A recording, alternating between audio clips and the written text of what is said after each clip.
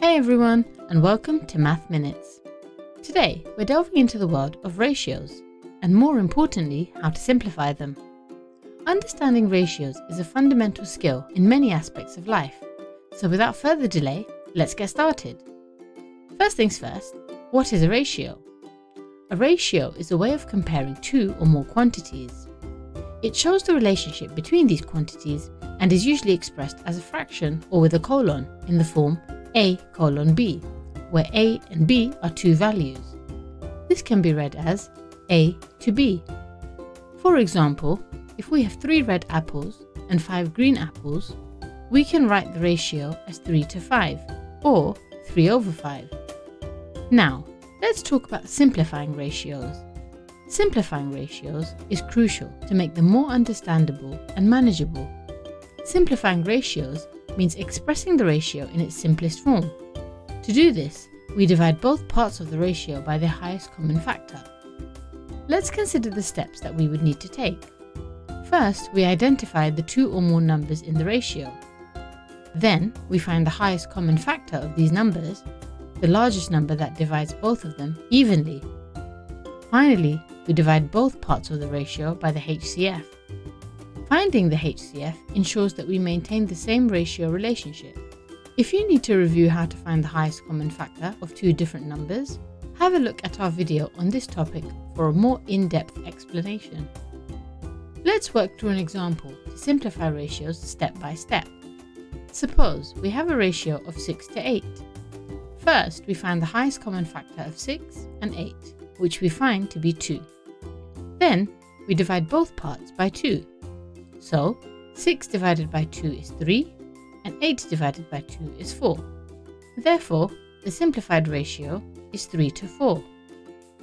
Time for a quick exercise, folks. I'll give you a ratio, pause the video, and write it in its simplest form. Ready? Here it is. Write the ratio 14:35 in its simplest form. Done? Okay, let's work through the steps. The factors of 14 are 1, 2, 7 and 14. The factors of 35 are 1, 5, 7 and 35. So the highest common factor of 14 and 35 is 7. Divide both values of the ratio by 7 and you get 2:5 as the simplified ratio. Great, but what if we have a ratio involving quantities in different units? Well, in that case, before simplifying, we must first convert each quantity to the same unit. Let's consider an example. A batch of cupcakes is made by mixing 0.2 kilograms of butter, 225 grams of sugar, and 0.3 kilograms of flour. Find the ratio of butter to sugar to flour. First, let's convert the quantities to the same unit. So, in this case, 0.2 kilograms equals 200 grams and 0.3 kilograms equals 300 grams. Now, we write the ratio as 200 to 225 to 300. We can list the factors of all values or use the prime factorization method to find that the highest common factor of 200, 225 and 300 is 25. So, we divide all 3 quantities by 25. 200 divided by 25 is 8, 225 divided by 25 is 9, and 300 divided by 25 is 12.